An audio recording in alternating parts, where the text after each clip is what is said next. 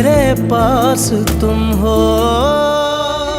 ਮੇਰੇ ਪਾਸ ਤੁਮ ਹੋ ਦਾ ਸਿਆਪਾ ਤਾਂ ਮੁੱਕ ਗਿਆ, ਪਰ ਹੁਣ ਕੌਮ ਨੂੰ ਇਸ ਡਰਾਮੇ ਦੇ ਹੀਰੋ ਦਾਨਿਸ਼ ਦੀ ਮੌਤ ਦਾ ਗਮ ਇੰਜ ਖਾ ਰਿਹਾ ਹੈ ਜਿਵੇਂ ਉਹ ਜ਼ਿੰਦਾ ਹੁੰਦਾ ਤੇ ਨਾ ਆਟਾ ਮਹਿੰਗਾ ਹੋਣਾ ਸੀ ਤੇ ਨਾ ਹੀ ਚੀਨੀ ਨੇ ਵਸੋਂ ਬਾਹਰ ਹੋਣਾ ਸੀ।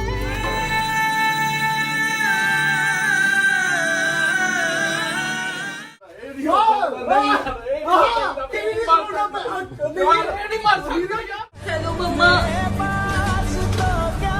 दानिश मर गया।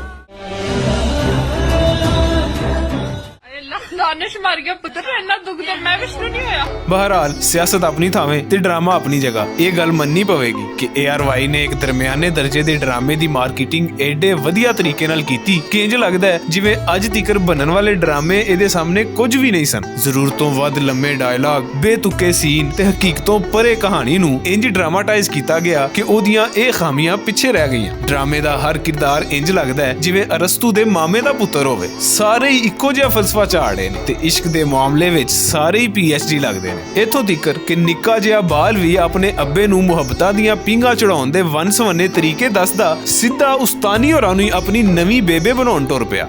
Will you marry my father?